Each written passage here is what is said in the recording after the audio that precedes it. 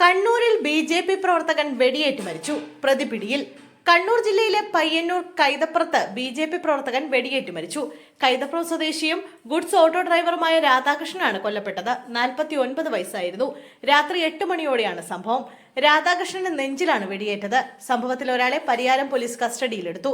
നിർമ്മാണത്തിലിരുന്ന വീട്ടിൽ നിന്നാണ് വെടിവയ്പ് നടന്നത്. കുടുംബ പ്രശ്നങ്ങളാണ് കാരണമെന്നാണ് പ്രാഥമിക നിഗമനം. കൊലപാതകത്തിൽ രാഷ്ട്രീയമില്ലെന്നും കുടുംബ പ്രശ്നങ്ങളാണെന്നും പോലീസ് അറിയിച്ചു. സംഭവത്തിന്റെ കൂടുതൽ വിവരങ്ങൾ പോലീസ് ഇതുവരെ പുറത്തുവിട്ടിട്ടില്ല.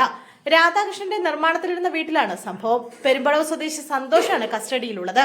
ഇയാൾക്ക് തോക്കിന്റെ ലൈസൻസ് ഉണ്ടെന്ന് പോലീസ് പറയുന്നു. നിർമ്മാണ കരാറുകാരനാണ് സന്തോഷ്. കസ്റ്റഡിയിലുള്ള ആൾ സമൂഹ മാധ്യമങ്ങളിൽ ചില മുന്നറിയിപ്പ് പോസ്റ്റുകൾ പങ്കുവച്ചിരുന്നു. ഇയാൾ ഈ പ്രദേശത്ത് തന്നെയുള്ള ആളാണ്. പന്നിയെ വെടിവെക്കുന്നതിന് ഉൾപ്പെടെ ഉപയോഗിക്കുന്ന തോക്ക് ഉപയോഗിച്ചാണ് വെടിവെച്ചിരിക്കുന്നത്.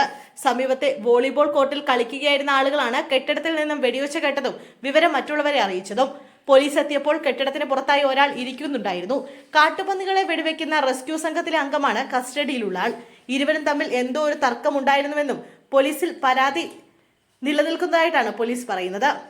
രാധാകൃഷ്ണന്റെ കുടുംബവും സന്തോഷിന്റെ കുടുംബവും പരിചയക്കാരാണ്. ഇതിനു പുറമെ രാധാകൃഷ്ണന്റെ ഭാര്യയും സന്തോഷും ക്ലാസ്മേറ്റ്സ് ആണ്. നേരത്തെ ഭാര്യയും സന്തോഷുമായുള്ള പരിചയത്തെ രാധാകൃഷ്ണൻ ചോദ്യം ചെയ്തിരുന്നതായി വിവരം പുറത്തുവരുന്നുണ്ട്.